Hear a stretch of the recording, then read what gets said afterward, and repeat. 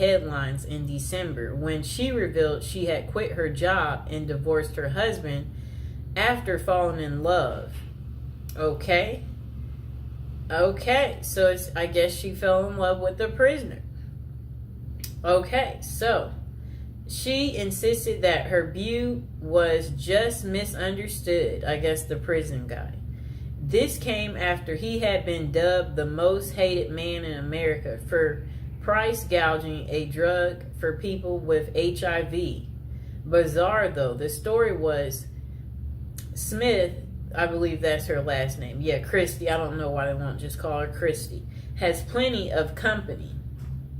For every incarcerated man, it seems there's a woman interested in being his pen pal or more. Okay? Christy Smith, a former journalist who helped break the story of a white-collar criminal, Martin Shkreli, Wright became romantically involved with him while he served a federal prison sentence for fraud. Okay, I'm about to show her. She looks fairly normal, too. She's, normal looking lady. And, he's the genius. I'm trying to say, I guess, he thought he was the genius. He didn't know he would get caught. It's a trend explored in the book Love Lockdown, Dating, XXX, and Marriage in America's Prisons. Okay. Greenwood decided to start researching prison marriages after her own extensive correspondence with jail white-collar criminal Samuel Israel III, currently serving a 22-year sentence in Butner, North Carolina federal prison for mail fraud and investment advisor fraud. Oh no. Some of this, it does make you wonder, how do these people get into committing these crimes? Or what? How does it start? What, do you get away with one thing and then it makes you think, oh, I could do that again and get away with it, and then you keep getting comfortable enough, you get so comfortable that you keep on, and then you eventually leave footprints. Okay, so this guy, I guess his name is Israel, it said he had faked his death by staging a suicidal plunge off the Bear Mountain Bridge in upstate New York in June 2008.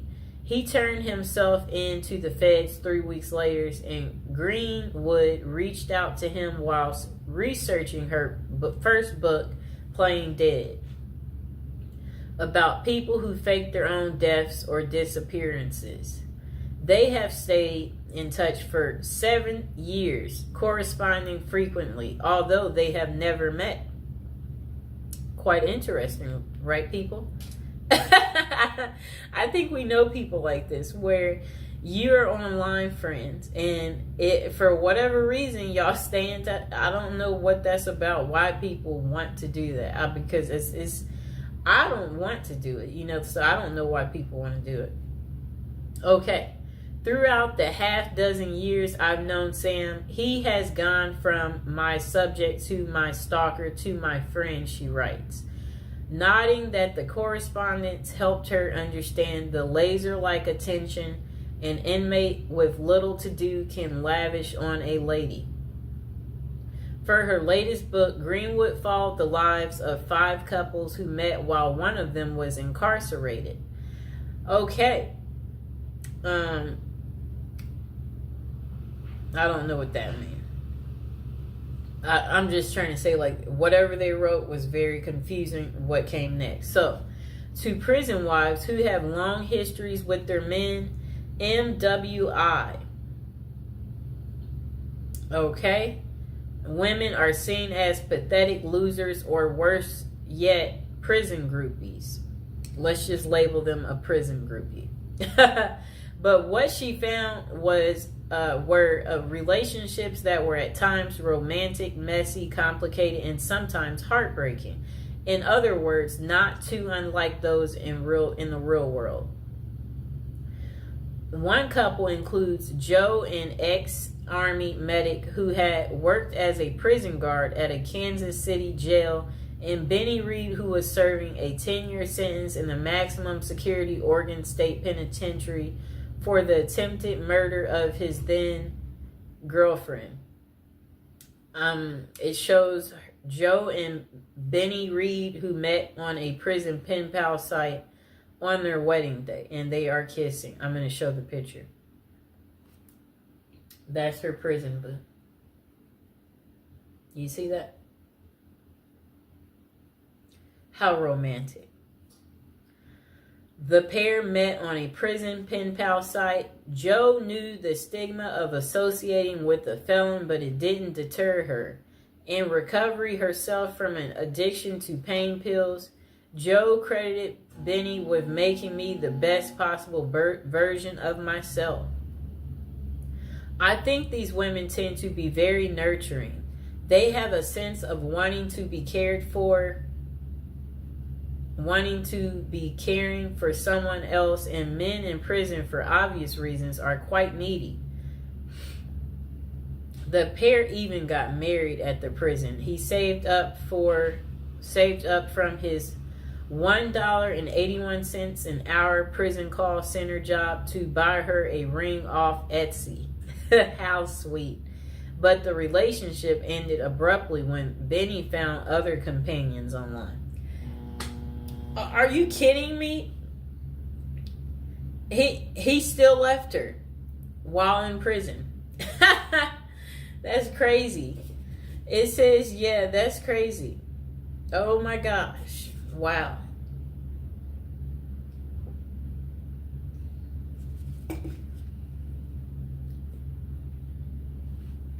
I'll reread that part for you.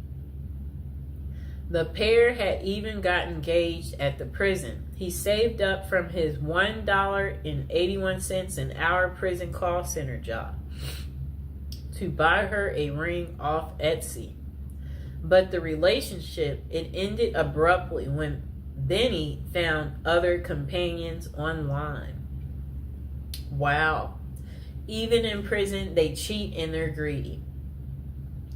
Just why do women fall for imprisoned men? According to Dr. Fred Berlin, director of the Johns Hopkins XXX and Gender Clinic, there tends to be this trait of intense mothering in prison wives, writes Greenwood. I think these women tend to be very nurturing. They have a sense of wanting to be caring for someone else, and men in prison, for obvious reasons, are quite needy. But not every prison wife goes into a pen pal relationship looking for love. Sheila Rule, a longtime foreign correspondent for New York Times, met Joe Robinson while doing volunteer work for a prison ministry. She was corresponding with more than a dozen inmates when a compelling letter came from Robinson, an East New York native serving 25 years for murder. Now, I have to look at this close up. I guess she was really lonely too. Okay. I'm looking at them. Oh, how are they in bed together? They must she must spent that one weekend day with him. This is funny. He has on regular clothes. Let me show the picture. Yep. She met him during her volunteer. Okay, so look. That lady I showed you, Sheila, a longtime foreign correspondent for New York Times, met Joe Robinson, the guy that you saw there, while doing volunteer work for a prison ministry. She was corresponding with more than a dozen inmates when a compelling letter came from Robinson, an East New York native serving 25 years for murder. As a pen pal, he was looking for a young lady, and Rule, who had been married twice, was in her 50s, 20 years his senior. She let him down and flat out told him that she couldn't be his companion but could be his friend. For a year, The two exchanged letters that were deeply vulnerable but very flirtatious. In 2003, he convinced her to visit him in person, where the relationship switched from friendship to romance. And they wed in 2005. That's 2 years later, after he convinced her to visit him. They've now been married 15 years, 12 of which Robinson was in prison. She says the marriage is happy and familiar, like an old shoe. That's so funny. Like, it's like a shoe. Still, Rue initially told few people about the relationship. When she decided to tell a friend she thought was progressive, the friend asked how she could be with someone charged with murder. I'm not marrying Joe's past, she told the friend. I'm marrying the person he's become. Do you like her excuse? So that's the end of Terrible Crimes. How it couldn't stop these ladies from marrying men behind bars. I hope you guys liked the video. Don't forget to like and subscribe. Let me know, are you enjoying the prison series? Is it very lovey-dovey? Is it giving you the romance?